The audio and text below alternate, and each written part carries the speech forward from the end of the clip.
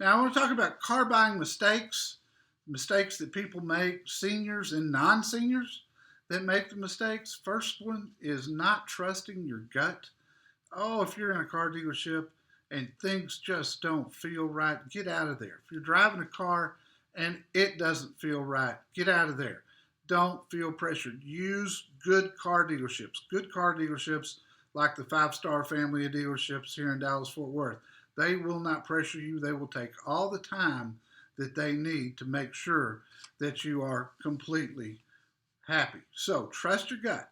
That's a big one. Don't believe everything you read online.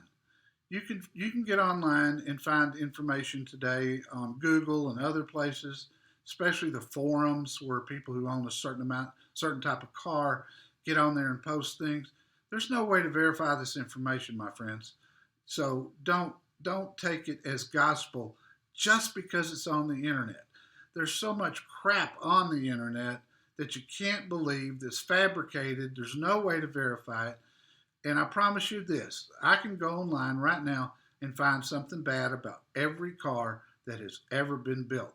But remember this, the people who are super happy, they're not the ones posting things online. Only the people who've had a problem or don't like something post online. So you get a very skewed look at a car when you're looking online. Next thing is don't rush the paperwork. You're signing a legal binding contract. That is a huge mistake some people make. They wait till they get home to look over their paperwork. But they're not worried about it because they think there's a 3-day rule that if you buy a car, you can take it back. Not true. Absolutely not true. Once you sign the papers and you roll your new car over the gate, it's your car, no matter what. Good dealer will take it back if there's an issue or if you're not sure, but a lot of dealers will not. And remember, this is a legal binding contract that you have signed. So pay particular attention to anything that's got a dollar amount associated with that to make sure that you know every penny and where it's going. Another mistake people make is not taking a good test drive. You should be behind the wheel of a car for 30 minutes, and that's going to tell you a whole lot. You need to drive it under different circumstances. Drive it on residential streets. Find a rough street to drive it on. And for goodness sakes, drive it out on the freeway. Make sure that you're completely comfortable. Make sure that it's easy for you to park. Those are the things that cause buyer's remorse. You also want to walk into a dealership knowing what your credit history is, and in particular your credit score. This can be a big deal. I tell people, call around to your bank or your credit union and get the best interest rate you can get. Then let the dealership have an opportunity to beat it or match it. They do this for a living. Many times they can beat the best rate that you've got. And of course, from the factories, they offer a lot of 0% financing. And I'll tell you, it doesn't get much better than 0% financing. And then you want to look at leasing, whether it's good for you or not. And I'm going to go over some of that, especially leasing for seniors here in just a few minutes. But I don't want to get off this test drive thing just yet because it is so important that you know what you're buying and that you love your car. You should, for the price of cars today, you should absolutely love the car that you buy. So know your priorities. What's the most important thing to you? Is it power? Is it comfort? Is it safety? Is it where the cup holders are? I've seen people, that was a huge thing. Know what's important to you. When you get to the dealership and you go to take a test drive, you'll probably drive the car first before. Some people want the salesperson to drive first, but most of the times it'll be you. Make sure that you have a safe test drive. Set your mirrors. Make sure the steering wheel's where it's supposed to be. And make sure you ask any questions about the car before you leave the dealership. Again, don't rush that test drive. 30 minutes is the minimum. You're going to be at some dealerships that a salesperson's going to be impatient and probably not want you to drive that far.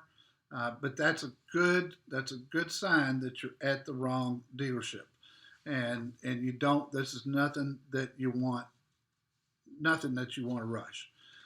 During high speed driving, turn on the air conditioner and the radio. I'm sorry, turn off the air conditioner and the radio to check the noise levels. Some people, and I'm one of them, very sensitive to road noise, wind noise, and just overall interior quietness. Some cars are better than others, and that's why you need to pay close attention to that. You want to check the visibility, make sure you can see all around the car, and see how comfortable you are parking the car. Pull it in, back it in, do it both ways, parallel park it if it's at all possible. And then once you're finished with that test drive, ask your salesperson to give you a few minutes alone to reflect on that test drive. You don't want a salesperson talking in your ear when you get back to the dealership and you're trying to sit there and decide, is this the car for me? So ask yourself, how did it really feel to you? What did you not like? Something bother you about the car? Then you probably need to keep looking. Did it meet your requirements for safety and comfort and visibility and all those things? And can you see yourself driving this car for the next 5 years? You may not keep it that long, but plan on that and make sure that you know that for 5 years you're going to like this car pretty much every single time that you turn on the engine. And be sure and compare more than one car for your potential purchase. You don't want to rush this thing. You really don't. It's too big a decision. And don't let a bad salesperson ruin your experience. You're in control. You're the buyer. It's your money. You call the shots. And don't let anybody talk you out of that. Your test drive can be a lot of fun. Should be fun, as a matter of fact. But don't lessen the fact of how important it truly is. Now I want to talk about leasing for seniors, because this is something that I have been recommended for a while now. A lot of people haven't leased before, but leasing today in the United States represents about 40% of the vehicles you see on the road, the newer ones. And there are advantages to leasing that you can look at. And let me just say, leasing is not for everybody. In my case, I've got 2 cars in my driveway. One is leased, one is purchased. So you have to look at the facts. With a lease, you're going to get a lower monthly payment. And if you're not in a position to pay cash for your next car, that check you write every month for a car, a lease payment can be anywhere from 35 to 50% lower than making a purchase. But leasing also helps you keep your cash. So with a lease, typically you put very little down. I typically recommend tax title and license, but you don't even have to do that in most cases. And we all know, money in the bank isn't paying a lot today, not like the old days with CDs that were paying 7, 8, 9%. But still, it is nice to know that you've got all your cash available to you if you need it. And with leasing, it gives you a lot of options.